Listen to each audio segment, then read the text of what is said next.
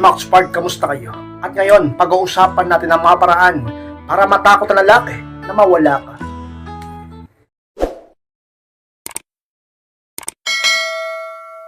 At kung handa na kayong lahat, masarap po tayo. At muli, be inspired.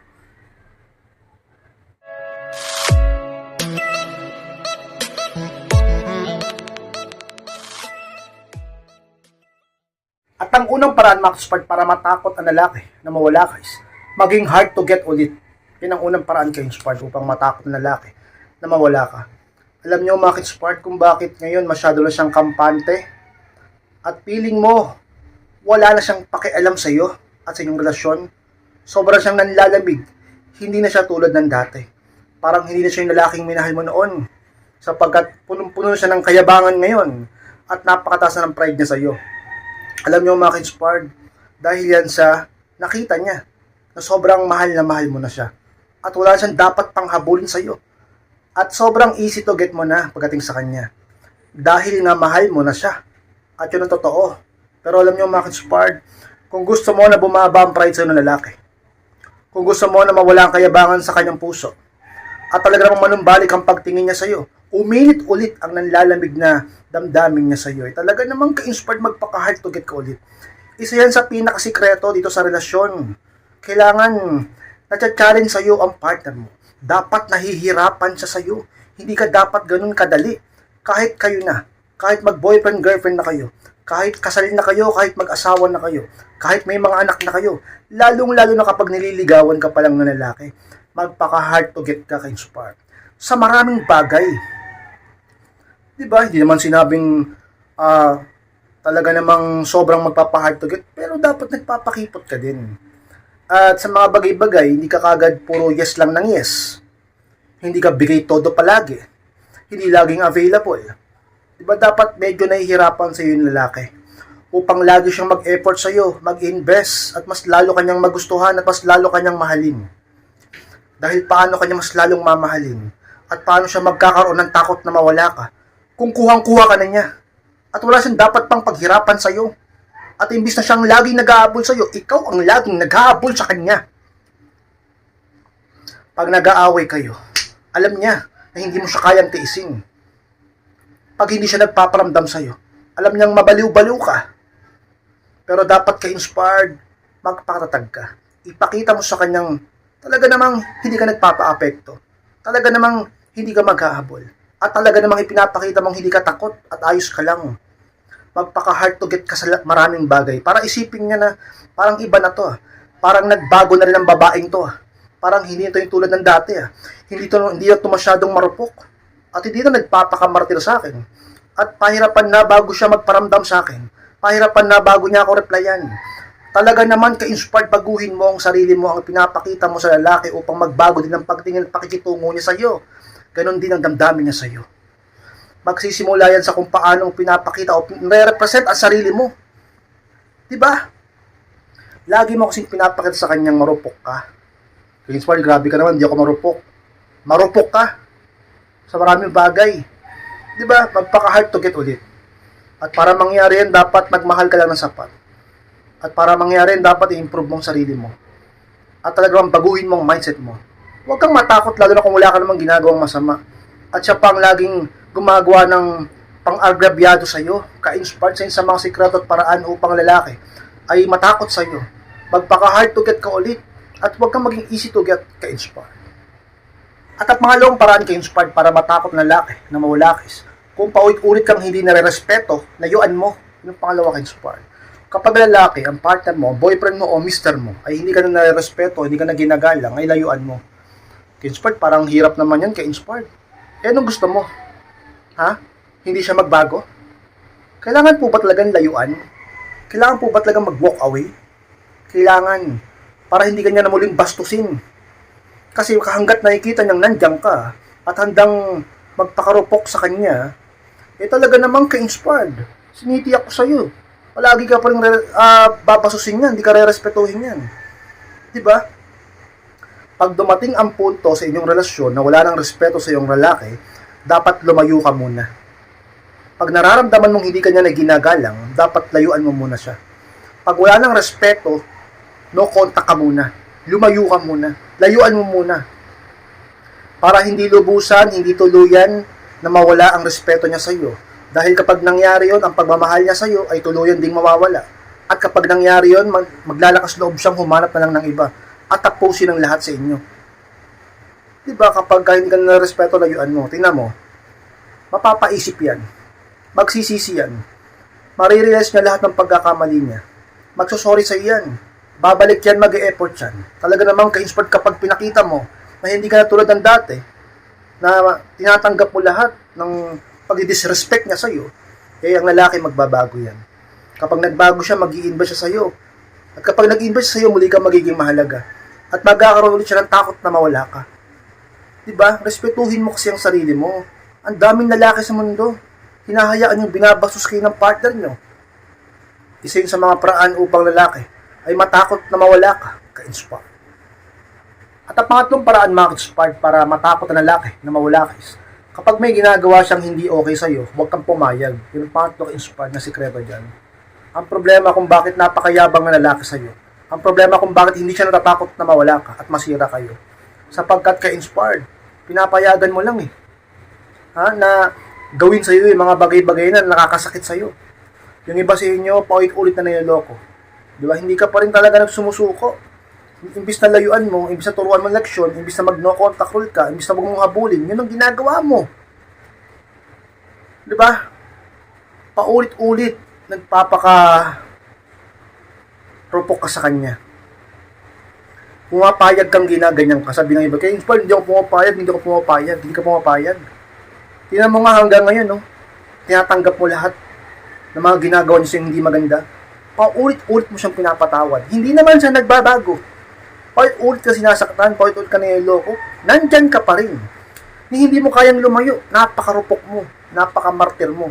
Sino ba talaga ang nagturo sa'yo? Ganyan ka ba pinalaki na magulang mo? Saan ka ba talaga nanggaling talaga? Bakit hanggang ngayon wala kang respeto sa sarili mo? Hinahayaan mo na ginaganyan ka na lalaki. Sa tingin mo ba, mas lalo kanyang mamahalin pagka ganyan, magbabago siya? Hindi. Mas lalo siyang lalala. Kaya huwag kayong papayag na ginaganyan-ganyan kayo, sinasaktan kayo physical, sinasaktan kayo emosyonal, paulit-ulit nagsisinungaling, paulit-ulit kang nailoko, paulit-ulit kang sinasaktan, paulit-ulit kang pinapaluha, paulit-ulit kang pinapahiya, paulit-ulit kang pinabastos. Huwag kayong pumayag. Upang talaga namang makita niya ang totoo na meron kang halaga sapagkat ikaw mismo may halaga ka, pinapahalagahan mong sarili mo, di ba? Magsisimula sa iyo ang pagtrato sa iyo ng lalaki. Magsisimula sa iyo kung anong mararamdaman niya sa iyo. Matatakot siyang mawala ka sapagkat magiging mahalaga ka kung papahalagaan mong sarili mo at hindi mo hayaang gagawin ka niya na masama. Ka-inspire. At ang pang-apat na paraan, mga ka-inspired, para matakot ng lalaki na mawala ka is, kung wala na siyang gana sa'yo, mag-self-improve. Yun ang pang-apat, ka-inspired. Wala nang gana sa'yo ano bang isa sa mga dahilan kung ba't nawawala ng gana sa'yo ang asawa mo o kaya naman ang boyfriend mo? Diba? Dahil nagbabago na rin ang itsura mo. Hindi lang sa ugali, hindi lang sa kung anong bagay, malaking factor din, malaking impact din kung ano kung paano kanya nakikita. Yung sa physical mo. 'Di ba? Kung dati sabihin natin na ganadong-ganado siya sa iyo kasi sobrang sexy mo. O hindi ka naman ganoon ka sexy pero okay naman yung katawan mo. Pero ngayon, 'di ba? Ang lusog-lusog mo na. Busog-lusog. Sabihin ng iba kayo, "Sport, huwag ka naman ganyan." Bakit? Nanganak ako nabuntis ako. Sabi naman ba, kayo Spard, kasi ganito, ganyan. Lagi naman din kasi niya akong nililibre. Lagi niya kasi akong pinapakain kasi kayo Spard, stress eating ako Papadami kain ko. Dahil din naman sa kanya yun, stress kasi ako, kaya napapadami kain ko. Ikaw ang nagdedesisyon sa buhay mo. Hawak mo ang desisyon. Diba? Ang problema sa'yo, puro kayo hawak ang bit Hawak mo ang desisyon. Diba? Ikaw ang pipili kung anong gagawin mo sa sarili mo. Ikaw ang pipili kung anong gagawin mo sa buhay mo. Huwag mong isisi sa iba. Ang hilig mo manisi sa iba. Diba? Disiplinahin mo ang sarili mo. Disiplina. Hindi yung puro kadahilan.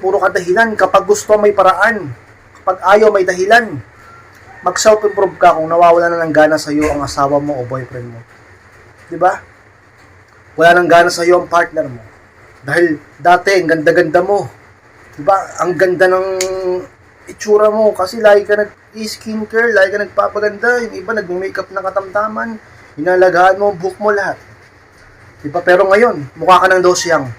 Losyang ka na. Hindi na akma yung itsura mo sa edad mo. Bata ka pa pero mukha ka ng may edad. Diba? Nasa sa'yo yan, alagaan mong itsura mo. Eh kayo sport, sobrang stress sa mga bata eh. Sobrang stress ako sa kanya eh. Kulang yung binibigay niya eh. Kasi kayo sport, ganito, ganyan eh. Kahit ano pang dahilan mo, ulitin ko kapag gusto may paraan. Tsaka hindi naman kailangan 100% nakatutok ka sa pagpapaganda o self-improvement.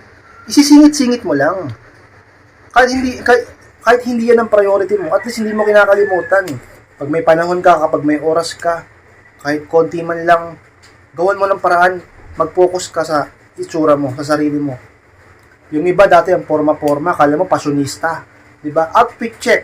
Yung iba mukhang model pa. Diba? At talagang ginagastos pa yung forma nila.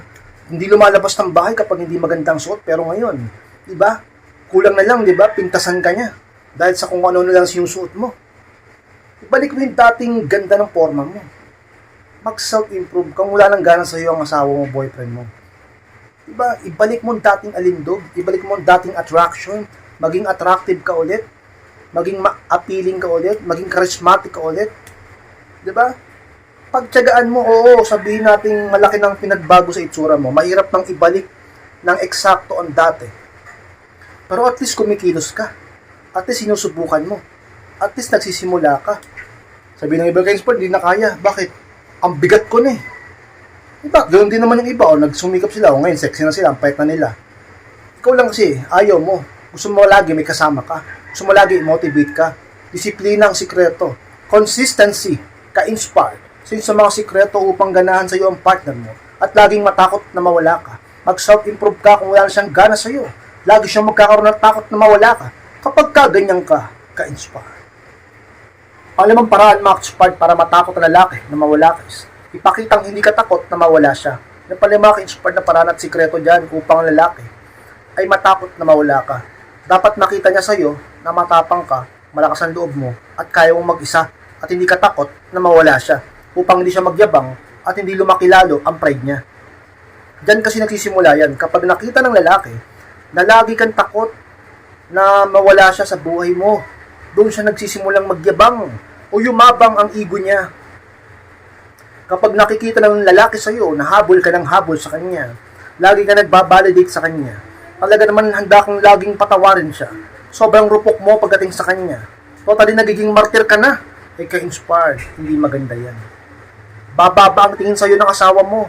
Bababa ang tingin sa'yo ng boyfriend mo. Huwag mong ibigay ng todo ang pag-ibig mo. Dapat sapat ka lang kung magmahal, ka-inspired. Hindi sobra. Upang hindi ka niya abusuhin, hindi siya ma-spoiled, hindi lumaki ang ulo niya, hindi siya maging mayabang at hindi siya magbago sa'yo.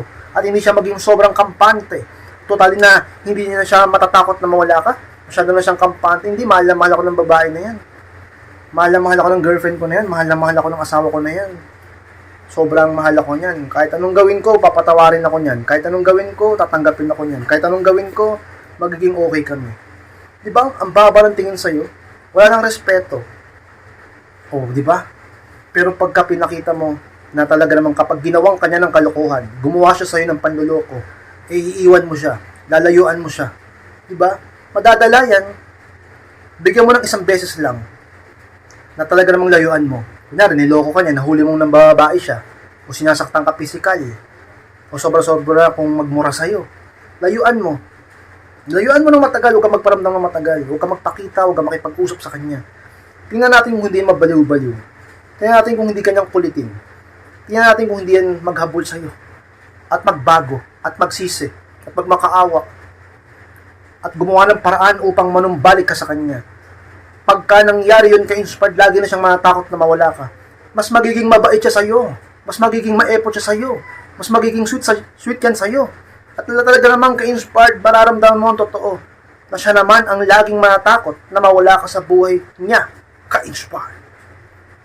Mga maraming salamat po sa pagtapos ng vlog na ito. Huwag kalimutan na mag-like, comment, and pakishare na rin ng video na ito upang makatulong tayo sa ibang tao. Sa mga hindi pa po nakakasubscribe, Click nyo na subscribe mga ka-Spark, click nyo po notification bell upang malaman nyo kapag may bago kong upload dito sa aking YouTube channel. Sa mga gustong humingi ng advice, message lang po ako sa aking Facebook. Ayun yung profile picture ko sa FB. Kapag nakita nyo yan, message lang po ako. Ako po mismo magre-reply sa inyo. Kapag hindi lumalabas sa search sa FB, try nyo pong i-search sa Messenger. Aldin Capa, yun po yung profile picture ko. I-check nyo ako. Ako mismo yung kakausap sa inyo. Maraming salamat mga ka-Spark Bagi. Ingat kayong lahat at mahal ko kayo. At muli, be inspired.